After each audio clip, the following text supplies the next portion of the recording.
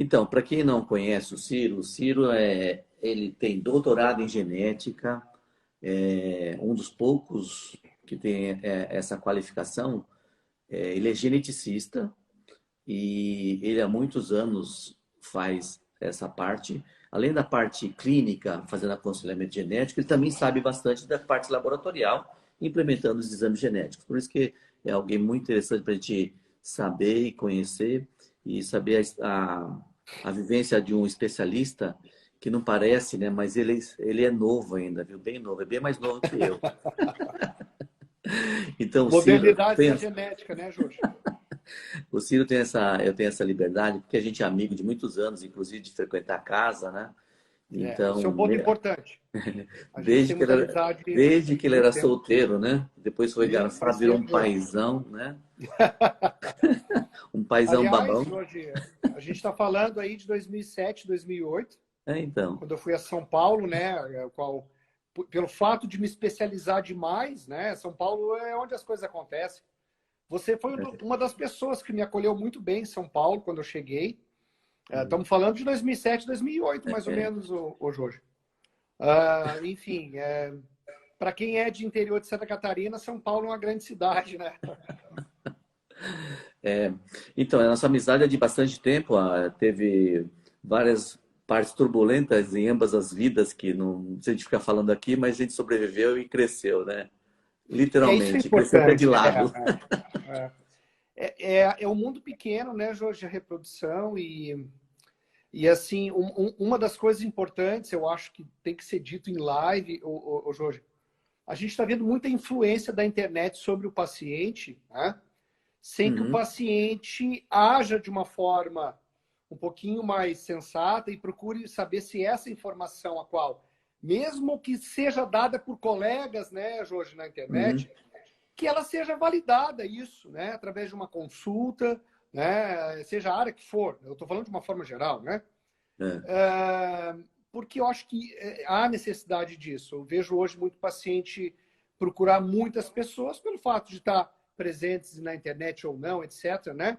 Mas assim, eu acho que a informação hoje da internet ela é válida, mas ela precisa obrigatoriamente ser validada sempre com especialista, né? Seja em reprodução, seja em genética, seja em ginecologia, sei lá o que for, né, Jorge?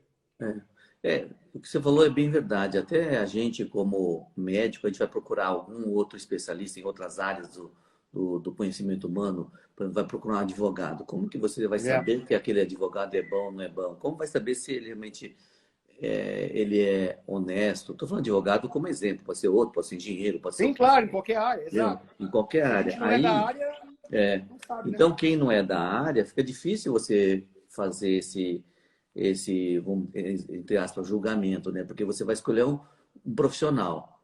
Aí, de repente, o profissional está muito atuante nas redes sociais e ele fica É. muito influente. Ele é até um influenciador. Influenciador, inclusive, de condutas médicas também. Agora, Sim. por outro lado, eu trouxe aqui várias pessoas nessa live que é diária, né?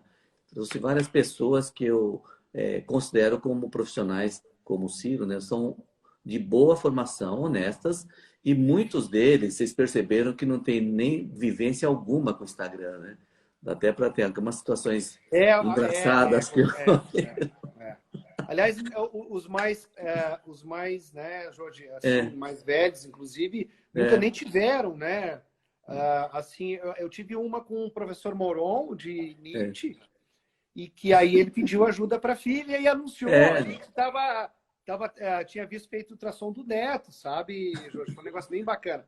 Mas que, assim, são conceitos novos também. Eu acho é, que o médico precisa estar atualizado. Não é uma crítica, né, sobre... mas é uma crítica construtiva sobre que a informação hoje, ela vem... Ela bate no colo das pessoas, né? Ela é muito acessível, ela é muito fácil e, uhum, portanto, eu acho que sobre saúde, sobre fertilização in vitro, sobre genética, ela precisa ir à fonte, ela precisa ser conversado direto com um colega que é o especialista, né? Não ficar apenas na internet é. aí. Então, e por isso que, como você falou bem, né, as informações têm que ser é, validadas, né? E dentro disso que a gente tem procurado trazer pessoas que a gente confia. Então, vamos aqui começar assim uma entrevista, mais uma conversa, Vamos? um bate-papo, né? E como está Vamos. falando, o Ciro é um dos poucos médicos geneticistas mesmo. Então, ele pode fazer o aconselhamento genético, começando pelo aconselhamento genético, né? O que que é Isso, o aconselhamento isso. genético? Isso, Jorge. Eu acho que eu acho fundamental que você tenha posto isso como primeira questão aí de todas elas. Porque o Uhum. aconselhamento genético, o Jorge, apesar de não ser um ato médico, né? Quer dizer, não há necessidade de um indivíduo ser médico, né? Eu estou falando do Brasil, nos Estados Unidos tem o Genetic Counseling, que é qualquer indivíduo que ele precisa fazer um curso e ter habilidade de fazer o aconselhamento genético puro. O que seria puro? A palavra foi um pouco mal traduzida, porque aqui, no fundo, Jorge, a gente não aconselha o casal a seguir um rumo, né? O aconselhamento genético ele está envolvendo ali esse bate-papo com o casal, através também de exames realizados ou que serão realizados, né? Então, aí está um ponto de vista médico muito importante, que eu preciso solicitar alguns testes na maioria das vezes, não só na área de genética, como na área, eventualmente, se tem uma síndrome de Marfan, um ecocardiograma, né? Enfim, encaminhar para outros colegas da área também, para que esse paciente seja seguido e tenha um bom manejo. Mas o aconselhamento genético, na verdade, envolve que traga ao paciente, independente da perspectiva dele, né, Jorge? Porque as pessoas têm perspectivas financeiras, religiosas, né? Enfim, alguns são mais práticos, outros são, né? Enfim, quer dizer, a individualidade do casal precisa ser levada em consideração. Então, o aconselhamento genético é suprir esse casal com um leque de informações para que dentro dessas perspectivas de cada um, né, de cada casal, ele tome a melhor decisão dentro das suas perspectivas, né, Jorge? Então, assim, às vezes você acha que é melhor, sei lá, o casal fazer um exame, né, para triagem neonatal, né, de aneuploidia, de síndrome de Down, né, que é muito comentado, que é o NIPT, né, aquele exame de rastreamento. Quer dizer, esse casal, através do NIPT em si, essa informação adicional para ele, né, Jorge, Uhum. talvez ele não faça um teste como esse pela condição financeira dele, né? E para a gente seria a melhor opção, né, dentro de um rastreamento. Então, é importante passar um leque de opções e dentro da reprodução, né, Jorge, o aconselhamento genético ele é muito importante porque as alterações no cariótipo, alterações em vários testes, como a fibrose cística, né? Elas cursam com alterações físicas e de infertilidade nesses casais, né? Então, existe uma estreita ligação da genética do dia a dia com infertilidade com esses casais. Existe também, né, Jorge, da reprodução humana.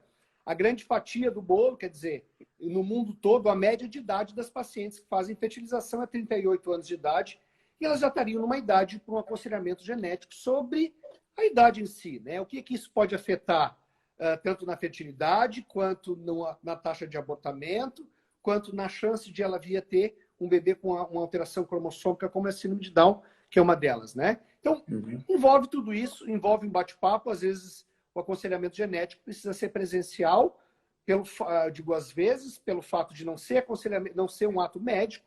Ele pode ser feito pela telemedicina, entre aspas, né, Jorge? Mas, às vezes, precisa de uma consulta genética em si, aí o paciente precisa ir presencial, aí é uma outra história, eu não posso fazer via Skype, com exceção agora, né, durante a pandemia, que eu acho que todas as especialidades estão podendo. Exatamente nessa fase da pandemia está sendo autorizado. E depois da pandemia a gente não sabe se vai voltar, mas né, durante a pandemia a possibilidade disso ocorrer está sendo ótima, porque hoje mesmo eu atendi uma paciente lá do interior do Mato Grosso, que para ela vir para uma consulta seria muito difícil. Então, Não, essa pegar possibilidade, aeroporto. o tempo desprendido, e na verdade, na nossa especialidade de reprodução humana, a gente acaba examinando muito pouco. Agora, tem atividades clínicas que são extremamente graves, né? Então, que realmente, se não tiver presente, não tem como, né? Não, às vezes Então, acho é que, um exame físico, né, Jorge, que é necessário, dependendo da área. agora, você daria para dar um exemplo de qual paciente deveria fazer aconselhamento genético, haja vista o antecedente Claro. dela? Na reprodução. Bom, Claro. Hoje, a gente tem aí dos principais em se tratando em reprodução humana, né, que a gente tem a experiência de número de atendimento, a maioria deles seriam, a vasta maioria, usualmente são mulheres acima de 37, 38 anos de idade, o qual o casal tenta engravidar e vem tendo abortos recorrentes ou não estão conseguindo engravidar, né? Nós sabemos que existe uma estreita ligação aí, e principalmente após os 40 anos, né? Já a chance de uma mulher perder naturalmente um aborto espontâneo vai a 50%, quer dizer, é uma moeda para cima, né, Jorge? E uma moeda para cima, sendo jogada 3 vezes, eventualmente ela pode cair 3 vezes só no coroa, só no cara, né? Ou seja, eventualmente ela pode ter tido 3 filhos ou ter tido 3 abortos, são circunstâncias totalmente diferentes. Mas na população geral essa chance é 15%, né? Mais do que dobra, e aí aos 44 anos em diante, chega a 75% de chance de uma mulher que engravide naturalmente, que a chance é de 1%, né, acima de 44 anos, ela tem 75% de chance de perda. Se não perder, esse bebê tem chance de nascer com síndrome de Down, 1 para 30. Então, Jorge, só para concluir, se a gente olhar para o final né, quer dizer, ela pode chegar aos 50 anos, naturalmente, sem entrar em menopausa, né? Mas, infelizmente, os dados estatísticos após 40 anos, por exemplo, em análise embrionária, seja lá o que for, né? É de 90% de chance de alteração, né? Então, o Jorge, naturalmente, ela não tem mais, né, aqueles 15% de chance de gravidez, como teriam a população geral, e tem 1% de chance, não tem 15% de chance de aborto, tem 50%, e tem mais chance de síndrome de Down, que é a ponta do iceberg, mostrando que a infertilidade e o abortamento aumentaram com a idade por consequência de óvulos com alterações genéticas que não tem nada a ver com ela, né? Quer dizer, não é uma coisa da natureza, infelizmente, e que limita o ser humano aí. Então, é importante a paciente saber que não é só quando ela entra em menopausa que ela já tem os óvulos alterados, e sim uma escala, né? E após os 40 anos, isso já pode dizer que essa escala é anual, né? Então, eu acho que esse é o paciente que procura mais. Pacientes com consanguinidade, né? Primos de primeiro grau. Hoje a gente tem a condição de fazer triagem genética no casal, né?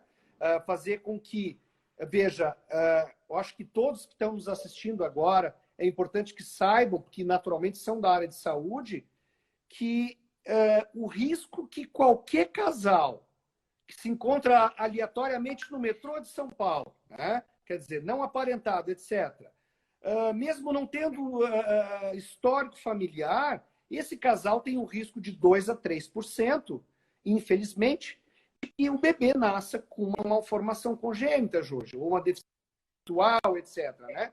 Então, isso é um risco basal da população. Agora, quando são primos de primeiro grau, esse risco aumenta 3, 4 vezes. Vai para 9 a 12% de chance. Hoje nós temos condições, o qual tem uma doença genética não conhecida na família, né? Que é minimizar riscos. Então, voltando a que eu acho que é o grande papel da genética reprodutiva, que é o papel preventivo, né? A gente tem 2 ou 3 crianças em cada 100 que nascem em todo momento com uma malformação, um defeito congênito. 50% dessas malformações eu não sei a causa. Então, seria inviável, né, que eu conseguisse prevenir, Jorge. Eu não sei o que está acontecendo.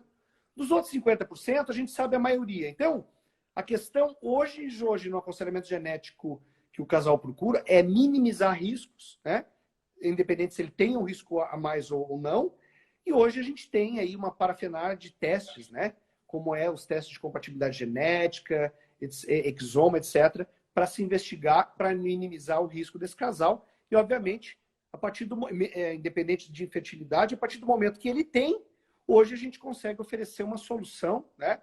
Que não adianta jogar o problema no colo, né? É uma solução que é a fertilização in vitro, né? Você recebe hoje aí, garanto que um monte de casais que não são inférteis. E sim, vão aí por conta de uma seleção qualquer, né?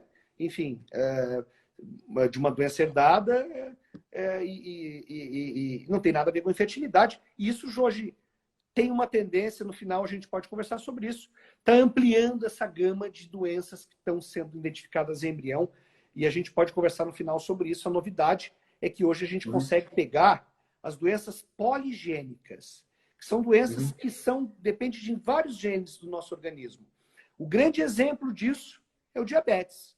Então, Uhum. hoje nos Estados Unidos já foi feito aqui, a gente já obtém essa tecnologia, está oferecendo dentro de menos de um mês, já era para estar óbvio em rotina, mas infelizmente é tempo de abaixar a cabeça e esperar a poeira passar, né? Mas Uhum. assim, é só para se ter uma ideia, né? É uma das perguntas sobre detecção. Quer dizer, a gente pode ampliar isso e detectar diabetes tipo 1, hipotiroidismo, ataque cardíaco, deficiência intelectual, idiopática, baixa estatura. Quer dizer, claro, não características físicas, que já seriam possíveis, mas isso é totalmente antiético, né? Mas sim problemas que 1/3 da população tem. E a maior causa de morte, né? Ataque cardíaco, por exemplo, é um deles. Então, Jorge, existe uma polêmica, né? Óbvio, em Uhum. relação a todos esses testes, naturalmente, mas, por outro lado, também a medicina moderna está aí para ajudar esses casais de alto risco. Então, na verdade, o que está acontecendo hoje, todo mundo sabe, né? As mulheres estão adiando a maternidade e com isso aumenta muito o risco também. E por isso que apareceu os exames genéticos, testes genéticos para serem feitos.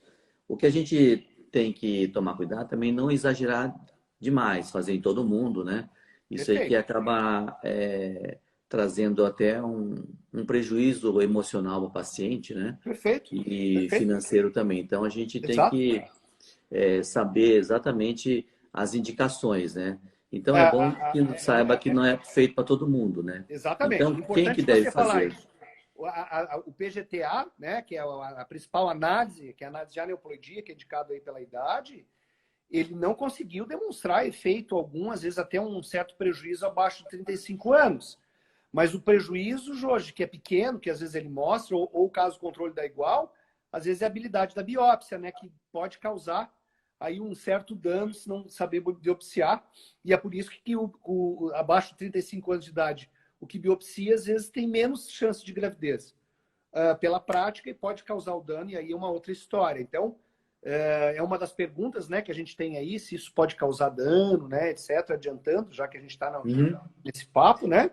Quer dizer, são tirados, hoje, o gold standard é tirar 5 a 10 células de um aglomerado, né, desse embrião de quinto dia de blastocisto, né, o embriãozinho 5 dias após a fecundação do óvulo do espermatozoide, que ali está pelo timeline, pelo tempo, ele está na hora de transferi-lo, né? Quer dizer, o ideal é quinto dia, no máximo até sexto, sétimo, aí são casos raros, mas enfim. Quer dizer, se tira 5 a 10 células e essa amostra que sai do embrião, presume-se que o resto das células que ficaram no embrião são a mesma amostragem, né? E essa amostra que vai para o laboratório, ela é feita uma análise, né, Jorge? uhum. E essa análise realizada diz aí se esse embrião, né, é analisado os cromossomos sexuais, só a nível de curiosidade também é visto o sexo. O casal que não deseja saber, ele tem essa opção, né? Mas olhando todos esses embriões por conta dessa análise em si, claro, isso gera custos também para o casal, quer dizer, se é um aborto de repetição e não é de causa cromossômica, se é um casal jovem, quer dizer, só vai aumentar o custo da fertilização desse casal e às vezes, né, Jorge, pode até em casos raros, mas pode até atrapalhar aí Uhum. o final, a conclusão aí, né? Isso que você falou é extremamente importante, a questão da amostra. Quando faz a biópsia do embrião, faz no quinto dia, conforme o Ciro falou, tira uma amostra de um todo. Então, aquela amostra pode ser normal ou anormal, e o restante pode ser diferente daquela amostra. E se for anormal, pode ser que aquele anormal não vá desenvolver e o restante do embrião desenvolve normalmente. Ao contrário também. Então, não é 100% de certeza que é totalmente real o Sim, resultado. Porque tem um trabalho clássico, já virou clássico, né? Porque 2016, que transferiram embriões comprovadamente alterados pela biópsia e nasceu 30% de embriões normais. Eram 18 transferências e nasceram 6 normais. Então, mostrando que há a possibilidade de nascimento de embriões normais, mesmo que o resultado foi anormal por conta do mosaicismo, né? Então, sim. o que é o mosaicismo? Conta pra gente, Ciro. Isso é importante, Jorge, porque assim, com o advento da vitrificação do embrião, a gente conseguiu fazer essa análise, né? E até lançar em 24 horas, ou seja, da forma como for. Por que eu estou falando disso? Porque a tecnologia de NGS ela tem uma sensibilidade muito maior que outras tecnologias que a gente tinha. Esse problema estava resolvido, Jorge. O problema aí que eu vejo é a discrepância entre resultados de alguns artigos. A gente vê na literatura alguns artigos mostrando 50%, 60% desses embriões com mosaico e outros artigos mostrando não mais do que 3%. A crítica em relação a isso, Jorge, é em relação à forma como esses embriões estão sendo analisados. Então, muitas clínicas hoje, inclusive, eu vejo hoje, por exemplo, até companhias que foram lançadas bem depois. Veja, a gente falou da nossa amizade, né? A gente chegou a fazer o FISH, né, Jorge? A biópsia de D3 para analisar 5 cromossomos, né? Se a gente voltar atrás, muito atrás, eu não sei se chegou a participar disso, mas se colhia óvulos através de uma laparotomia, né? Não era nem laparoscopia, né? Quer dizer, você olha 10 anos atrás, a medicina, ela parece que era iatrogênica, né? Enfim, mas é o que se tinha. Então, hoje a gente tem uma tecnologia mais moderna que está favorável, quer dizer, equipamentos mais favoráveis. Então, muita gente está utilizando esse equipamento, Jorge, mas ele não está sabendo utilizar como deveria. O fato é que, se você pegar os trabalhos de grupos bem consagrados, que vem há 10, 15 anos fazendo isso, que não necessariamente são grupos que utilizam na rotina, mas pesquisam bastante, né? A gente conhece muitos grupos que não utilizam PGT na rotina lá, mas faz muita pesquisa, né? A gente nota, o Jorge, aí, que, na verdade, principalmente um trabalho mostrando mais de 20 mil embriões, que não passa de 3% a 5%, até porque as gestações naturais, 2% delas são gestações de mosaico, que a gente já vai explicar o que é. Ou seja, no máximo que eu poderia olhar nos embriões, Jorge, para dizer que, por exemplo, se eu olho em aborto, 50% dos abortos é de causa cromossômica. Se eu vou nos embriões, em geral, 70% deles estão alterados, né? Ou seja, eles estão ficando no aborto em si. O mosaico, se eu tenho 50% de mosaico, eu tinha que ter metade das gestações mosaicas. Não é isso que acontece. Agora, quando eu transfiro esse mosaico, Jorge, mas o mosaico, né, abaixo de 40% de mosaicismo, ou seja, o que vem a ser? Células normais e alteradas naquela mesma amostra, não necessariamente reflete o embrião. Então, Jorge, a gente mostra que eles são claros, menos que 3% tem um mosaico verdadeiro, os outros não são mosaicos verdadeiros, né? E a discrepância em trabalhos principalmente com microwave, tem muita amizade com o Nathan Treff, que a gente vai fazer uma live com ele, inclusive, vamos discutir sobre isso, vai ser bem bacana.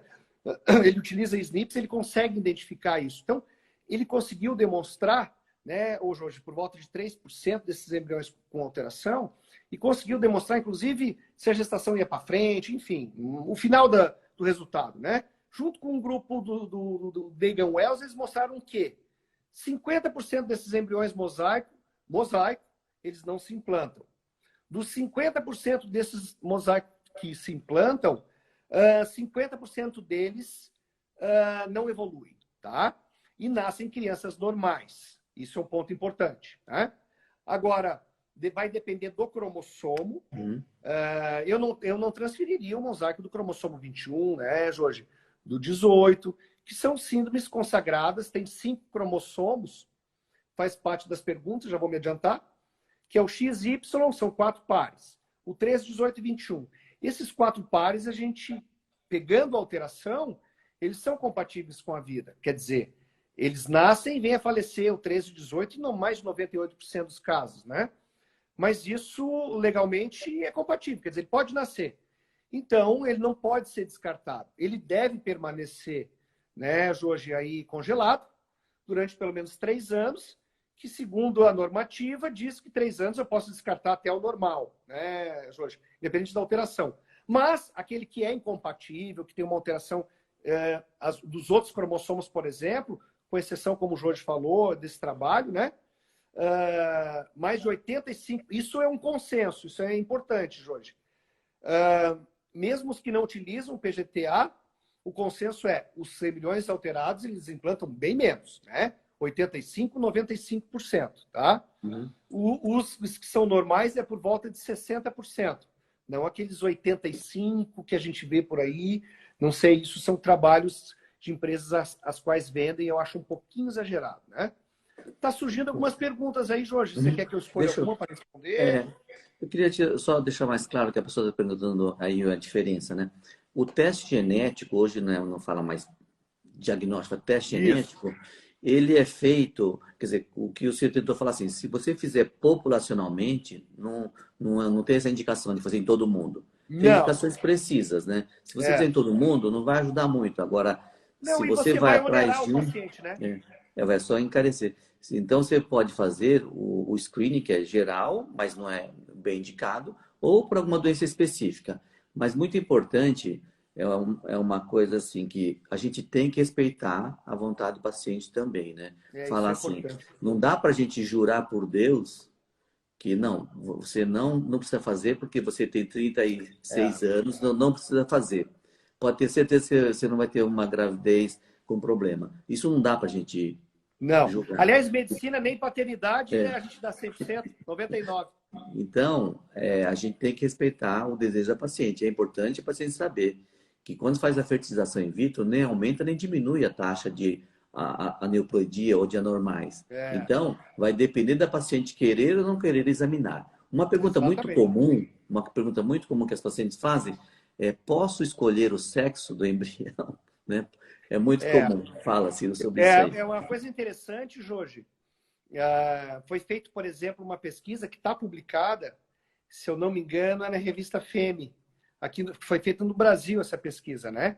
Eles pegaram, Jorge, ah, universitários da área de biologia e da área de medicina e fizeram algumas perguntas, dentre elas, duas eram assim: você escolheria o sexo do seu filho se você fosse fazer fertilização in vitro?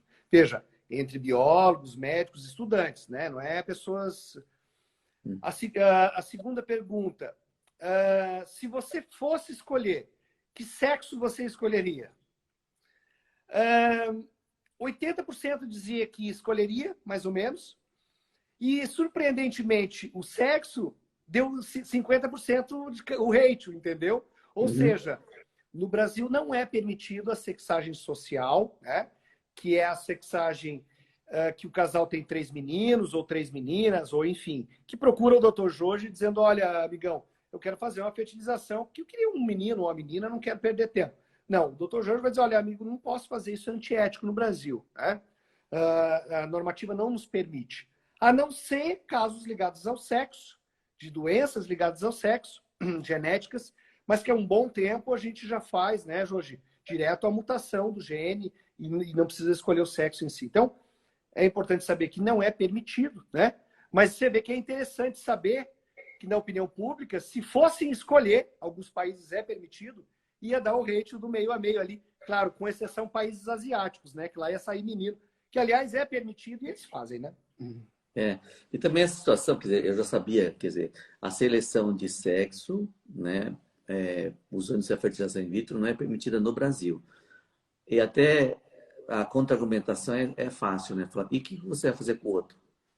Né? É. Você vai jogar fora o outro embrião? Aí Aí a tem uns que pessoa, doam, que nossa, eu nem acho pensei legal, nisso, né? né? Mas Então, assim, é complexo. ainda bem que hoje as pessoas já estão sabendo disso, pouca gente vem e Sim, pergunta, né? Ainda continua perguntando. Então, para o pessoal saber, a gente não pode fazer a seleção de sexo com a sim. intenção de ter essa informação somente, né? Só se for à procura de alguma doença. Perfeito. E quer Eu responder tenho alguma uma pergunta que pergunta, você andou Jorge, que eu vendo? vi aqui que é É, interessante, eu posso comentar? não. Lógico, lógico. É a Pati Péramo. Os erros na meiose não está relacionado apenas com a idade avançada, materna avançada? Quais outros fatores que colaboram para erros, né? Para quem não entende, esses erros de meiose são essas alterações genéticas aleatórias que vêm no óvulo, né? A gente estabelece 35 anos de idade porque é uma idade de corte pelo diagnóstico pré-natal que a gente tinha antigamente, que era só o invasivo, que tinha 0,5% de chance de perder o bebê no procedimento. Com 36 anos de idade, a mulher tem 0,5% de chance de ter o bebê com síndrome de Down. Ou seja, se justificava, pelo exame que se tinha na época, apenas oferecer o exame invasivo, né? A partir dos 35 anos de idade, se consagrou essa idade. Hoje a gente tem o NIPT, tem outras opções. Então, só para você ter uma ideia, então, independente da idade, conforme aumenta a idade, né, existe essa tendência em si. Acontece que existe uma minoria das pacientes, inclusive, que são interessantes, infelizmente, apenas do ponto de vista científico, que elas têm aborto de repetição ou bebês com síndrome de Down antes dos 30 anos de idade. Não são todas, mas algumas delas têm mutações em genes responsáveis exatamente por essa tal de meiose, que faz a gente dividir o nosso DNA, metade para mandar para o nosso filho, né? Que a outra metade vem do cônjuge, obviamente. Então, são pacientes jovens, por exemplo, só para se ter uma ideia estatística, uma paciente abaixo dos 30 anos de idade, que teve um bebê com síndrome de Down, trissomia livre, que é o mais comum, ela tem, na próxima gestação, 20 vezes mais chance de gestar um outro bebê com síndrome de Down, de novo, de que uma mulher, na idade dela, que não gestou, obviamente, o bebê com síndrome de Down. Isso por quê? Porque em etiologia, em genética, né, aí esses riscos empíricos, eles mostram hoje exatamente o oposto. Quer dizer, se com a idade você tem uma probabilidade maior e você teve isso jovem, a tua probabilidade de recorrência é maior que as outras. E, infelizmente, essas pacientes, elas precisam recorrer à fertilização, né? Precisam porque elas realmente não têm uma gestação e geram embriões alterados. Agora, atualmente já estão começando a ter testes que eu consigo fazer nessa paciente, Jorge, e dizer, olha, você, independente da idade, infelizmente, se você for para a fertilização, todos os teus embriões vão estar alterados. Isso é uma característica da tua genética e não tem relação com a idade, tá? Então, isso é uma informação relevante, uma informação importante.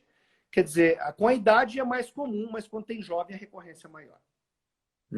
Então, quer dizer que algumas vezes você pode ter jovem que os embriões, quando é formado o embrião com o marido, que sempre vai dar alterado, que não vai... Não, a gente não diz sempre, mas uns 90% que não condiz, inclusive, com a reserva ovariana dela. Agora, a maioria delas já tem aquela reserva baixa, Jorge. Hoje mesmo eu atendi uma paciente com 32 anos com 0,5 aí de antimileriano, né? Então, ela já dá pistas. Aborto, o ovário dela está reagindo como se fosse uma paciente de 40 anos de idade, entendeu? Infelizmente, isso está sendo mais frequente. Então, tem bastante mulher, tem um certo número de mulheres que têm a reserva ovariana baixa numa idade em que não era para ter. E quando isso ocorre, o médico ou a paciente tem que ficar preocupado com qual doença que ela tem investigada. Muito bem perguntado, Jorge, muito bem colocado. É importante sempre, numa baixa reserva ovariana de uma paciente abaixo de 35 anos de idade, sim, porque pelo conceito, 38 anos de idade, apesar de serem meninas, né? Se ela entrar em menopausa, já não é mais precoce, né? É óbvio que a gente imagina com 50, mas enfim. Abaixo de 35 anos, com reserva baixa, enfim. É necessário que se façam 2 testes hoje. O primeiro deles é o cariótipo, que é um exame básico. Usualmente já se faz o cariótipo em reprodução, né? Tem países que o cariótipo ele não é fundamental, ele é obrigatório na fertilização. Porque ele tem maior chance de gerar infertilidade, abortamento, enfim. Então, o cariótipo é importante e a gente vai encontrar principalmente 2 coisas nesse cariótipo.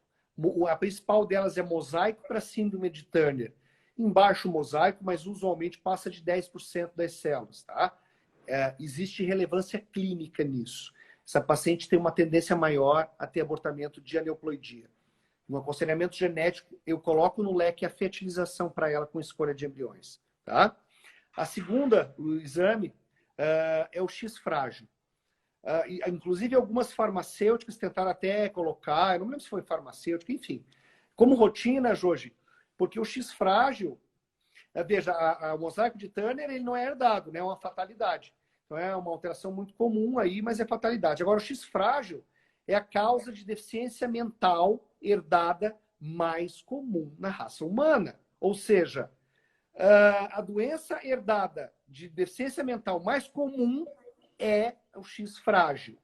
A cada 3.000 a 4.000 meninos, um nasce com a doença, e ela é silenciosa na mulher, porque a mulher tem 2X. Né? Lembrando lá da biologia, né? A mulher é 46XX, o homem é 46XY. Como o homem tem apenas um X, se esse X tiver alguma alteração em algum gene, que seja ali, né? O X frágil, vou dar vários exemplos. X frágil, hemofilia A e B é ligada ao sexo, né? Síndrome de Kalman. Existe um monte de doença que é ligada ao sexo e o homem é afetado porque ele tem um Y e um X e o X tem a alteração. Então, essa mulher não tem nada, poucas tem, pode ter algum atraso, mas a maioria não tem. E a natureza, por sua vez, como acontece em um monte de doença hereditária, ela começa a tentar silenciar, talvez, né, a filosofia, essa mulher, essa família, tendo a menopausa precoce, onde a mulher acaba não se reproduzindo, né, Jorge? Agora, por que é importante? Ela pode utilizar os próprios óvulos. Às vezes ela não responde muito bem, mas ela deve ter embriões normais hoje. O problema é que se o menino dela vai ter 50% de chance de ter esse X frágil. E aí sim é importante a seleção de embrião, não para a parte cromossômica, né? Mas para ir para o X frágil em si, e ela vai ter o filho dela, independente se seja menina ou menino, livre da doença. Esses são os dois testes que são fundamentais em pacientes com baixa reserva ovariana abaixo de 35 anos de idade. Tem uma pergunta simples, é a questão da mulher, né? Que ela tem os óvulos. Aí uma mulher perguntou, e outras também têm essa dúvida, dá para fazer algum exame genético no óvulo? Não no embrião, no óvulo. A gente sabe, Jorge, a literatura mostra, né? E eu já vou explicar por quê, que essa é a tua pergunta, que 40% dos óvulos que a mulher produz, né, ou libera durante a vida aí, né? Desde o dia que ela entra, a primeira menstruação ali da menarca até a menopausa, 40% desses óvulos, infelizmente, que ela produz, vão ter anormalidades genéticas, cromossômicas, que não são herdadas, são fatalidades. 70% disso vem depois da idade, né? 35 anos aí em si, Jorge. Como é que eu sei desse dado? Ora, porque na hora de formar o óvulo, nós temos 46 cromossomos, e o nosso DNA vai lá nessa bendita meiose, que foi citado aí, né? E faz que separa esses cromossomos. Então, nossos cromossomos nada mais são do que uma forma inteligente que a célula viu de dividir o DNA em partes iguais, e ela vai lá e manda 23 cromossomos X para o óvulo, e manda 23X, que é a outra metade, para um tal de um corpúsculo polar, que é o primeiro corpúsculo polar que a mulher gera. E esse corpúsculo polar, né, Jorge, ele pode ser analisado, e já foi, inclusive, analisado em vários trabalhos, mostrando que não aumentava, inclusive, a chance de gravidez pela análise do corpúsculo, mas o corpúsculo polar pode ser analisado e ele é o espelho do óvulo. O ideal é que sejam analisados sempre o primeiro e o segundo corpúsculo polar, que é depois da fecundação do espermatozoide. Eu tendo esses dois, eu vou ter só material materno, tá? Qual que é o problema dessa análise, Jorge? Que é uma célula N, não é uma célula 2N, uma delas até é. Então, existe uma maior probabilidade de ter erros, falhas na hora de analisar isso, tá? Mas na época que se conseguiu analisar, de mais de 4.000 mulheres, né, em 2 trabalhos diferentes, um deles é do falecido Velinsky, e mostrou-se isso, que 40% dos óvulos estavam alterados. Agora, Jorge, se eu analisar esse óvulo, eu preciso de um tempo, né? E eu não tenho esse tempo. Eu preciso fecundar esse óvulo, né? Eu não sei quanto tempo eu posso... claro, eu posso congelar os óvulos aí, mas óvulo biopsiado aí de primeiro corpúsculo, congelado, eu vejo mais como um ato heróico, né? Analisar o óvulo em si, ou é uma coisa científica do que se utilizar na rotina do dia a dia. Pode ser que a gente utilize um dia. Por isso que ele não foi largamente utilizado no mundo e poucos grupos utilizaram a análise de corpúsculo polar como fonte de material, até porque limita apenas material materno, né? Quer dizer, na prática não é utilizado, então. Não se analisa o Não, óvulo. não. A gente teve alguns casos, Jorge, que foi por ponto de vista mais religioso, né? Eu não quero ter vários embriões guardados, porque eu sou espírita e eu acho que esse embrião já tem espírito, e eu quero que já fecunde os ovos. Eu não quero que analise o embrião também. Enfim, são coisas, né? Quer dizer, elas são adequadas às situações adversas, né? Não que sejam usadas na rotina. Deixa eu dar uma informação importante para as mulheres, né? Que estou vendo tem umas perguntas recorrentes aí. Que na verdade tem mulheres que têm poucos ovos, tem mulheres que já têm certa idade, os ovos estão ruins, tem mulheres que chegaram na menopausa, ou precoce ou oportuna, aí estão perguntando se pode ter filhos com isso. E tem, e muitas vezes até mais fácil com ovo doação, é recebendo óvulo de outra paciente. Até aquela mulher que já chegou na menopausa, que não menstrua mais, às vezes nessa mulher é até mais fácil fazer a fertilização in vitro, recebendo o óvulo de outra mulher mais nova. Inclusive, nesse aspecto, né, quem tiver menos de 35 anos e tiver vontade de ajudar a outra mulher, hoje é permitida a doação voluntária também ou compartilhada.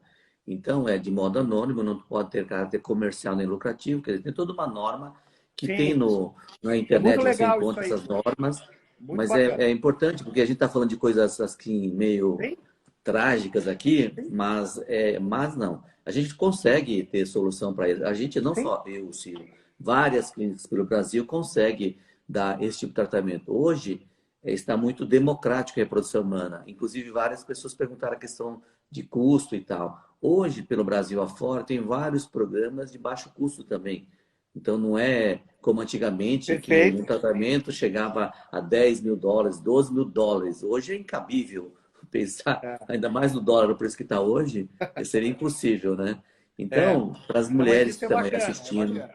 é, tem mulher que está falando assim, com 43 anos até está falando, é possível sim, é possível até de maneira natural, até mulher até que de maneira natural pode engravidar até com 50 anos de idade. É. Então, vai depender caso a caso. Exato. Hoje tem muito ginecologista pelo Brasil afora que sabe muito bem conduzir casos de infertilidade, viu? Então, não pensa que a gente está aqui em São Paulo, que é o centro do planeta, não. Tem gente muito boa pelo Brasil afora. Sim. A gente está fazendo essas lives justamente para desmistificar e vocês terem opinião, por exemplo, do Ciro, que é um especialista de ponta na área que ele atua, que é genética. Então, a opinião dele, com certeza, é muito válida, porque ele presta serviço para muitas clínicas pelo Brasil afora. Muita gente pega o telefone, e aí, Cirão, o que a gente faz com isso, né? É. Então, É isso sempre um prazer. e ele gosta disso, eu sei que a gente já se conhece há muitos anos e é uma coisa que ele sabe bastante e vai argumentar e orientar sem ser tendencioso, porque eu conheço. É. E aí, Ciro, Aliás, hoje, fale mais. desculpa te interromper, mas sobre o que você está falando, só para concluir, é esse o motivo que tem mulheres na mídia com 50, 60 anos engravidando, utilizando óvulos de pacientes jovens, né?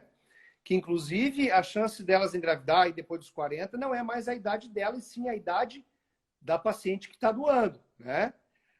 Exatamente pelo fato de que essas alterações elas não são frequentes na jovem, né? Principalmente abaixo de 32 anos, por isso que aumentam bastante aí. Quer dizer, uma ferramenta importante. Eu queria colocar aqui que a doação de óvulos, essa paciente, apesar de não ter o material genético, Jorge, biológico dela, né? Vai ter do marido, ela vai ter barrigão, ela vai engravidar, a genética dela vai se sobressair em cima da genética desse bebê. A gente chama isso de epigenética, né? Muita das nossas características do nosso dia a dia, não, talvez não só físicas, até comportamentais, vêm da epigenética. A convivência traz a epigenética. Quer dizer, elas vão ter o prazer de gestar como qualquer outra mãe e vão ter uma genética muito parecida dos seus filhos, né? Apesar de não ser material biológico. Queria deixar isso claro.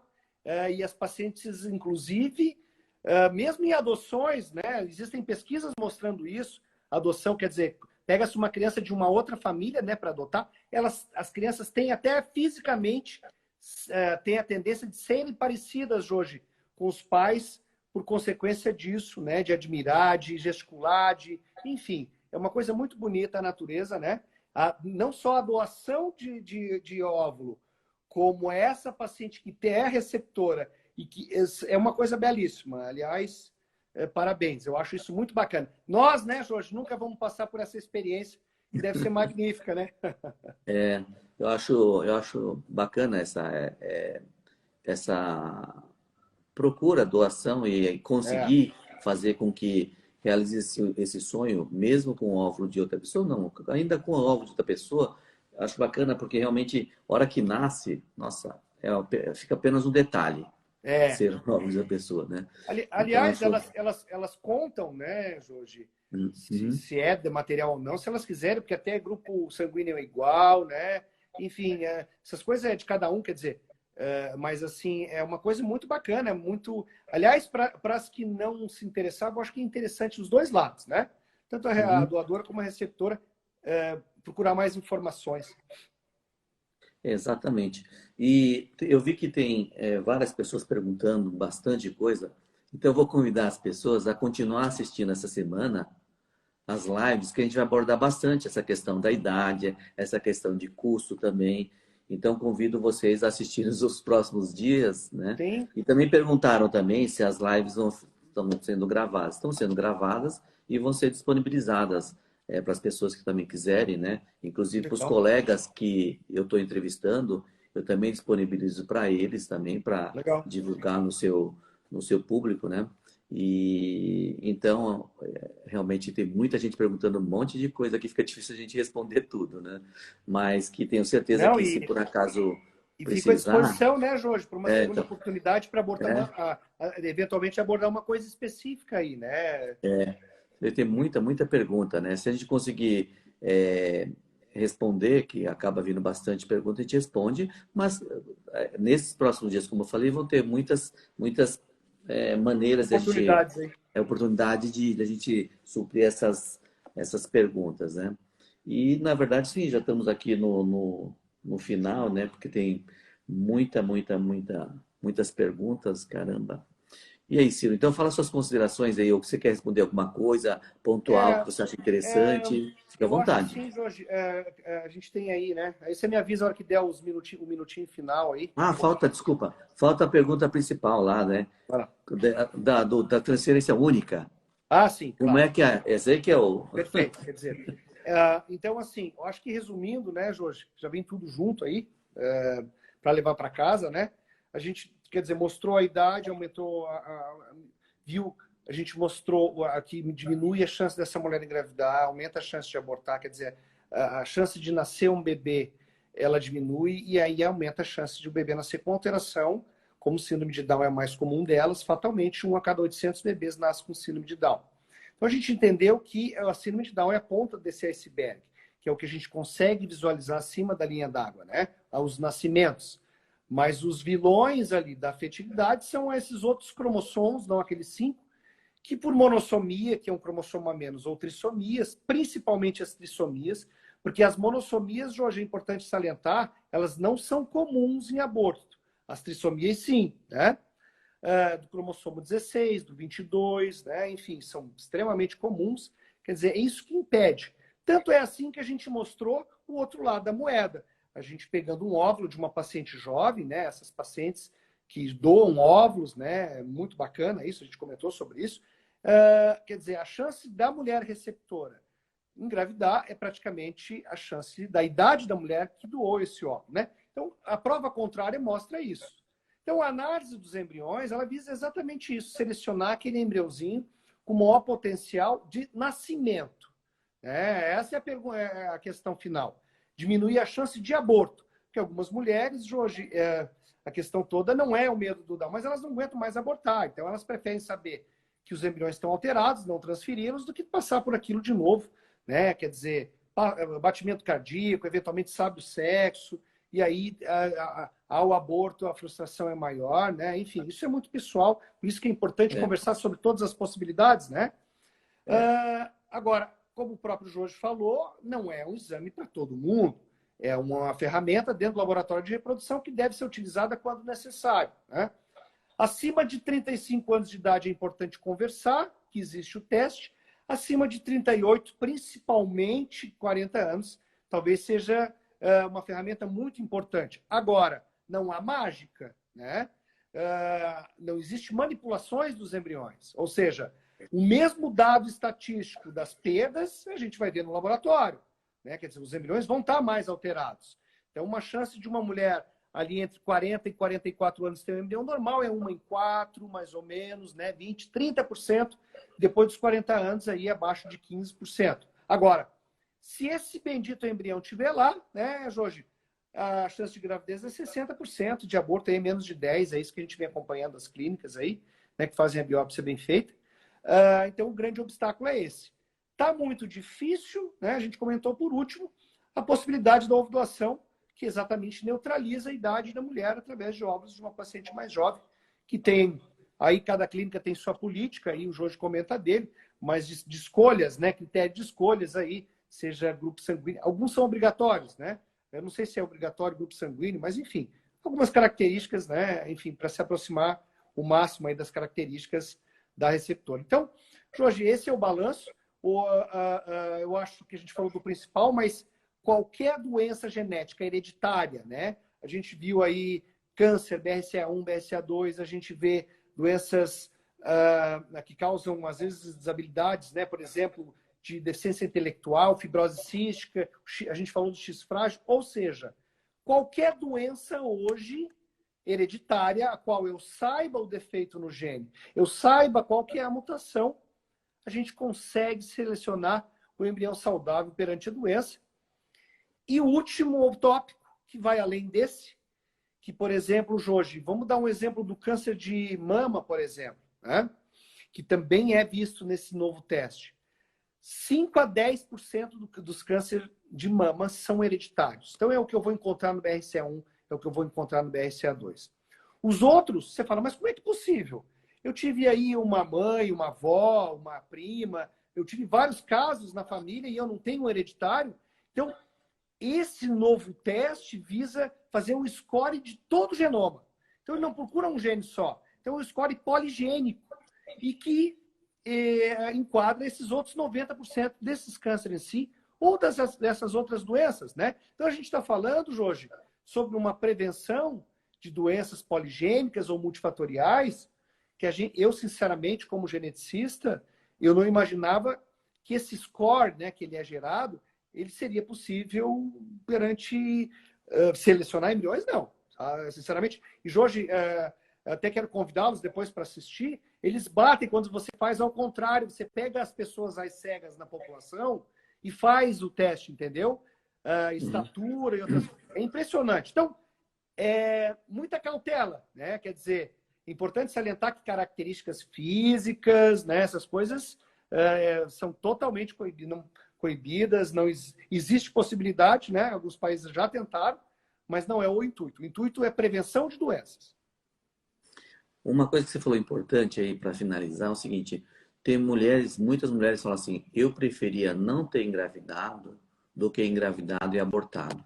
Porque quando a mulher engravida, passa um filme na cabeça da mulher. Aí, com a menstruação, foi-se o sonho. Então, isso é talvez importante. nesse aspecto o teste genético possa ajudar. Isso é unânime mesmo os que não utilizam, né? Quer dizer, diminui. Agora, mas eu não vou ter um embrião para transferir. Isso é uma conversa que precisa ser feita antes com a paciente, né, Jorge? Mostrar que pode existir. Aliás, só pegar uma tabelinha, a gente tem lá, manda, mostra, ó, você está dentro dessa possibilidade aqui, ó. Você tem 70% de chance disso, daquilo, enfim. O Jorge, não há muita ciência. Só que é problemático, óbvio. Se eu tiver 10 embriões, a gente mostrou um trabalho independente. Se eu tiver 10 embriões, eu vou ter o bendito normal. Mas para eu ter 10 embriões de uma paciente acima de 40 anos, é o que é elas, né? Uhum. Bom, a gente daqui a pouco vai cair esse negócio, né? Porque já estamos com 56 minutos, daqui a pouco apaga tudo, né? Então, eu queria agradecer a presença de todos, né? Que ficaram aí quase uma hora.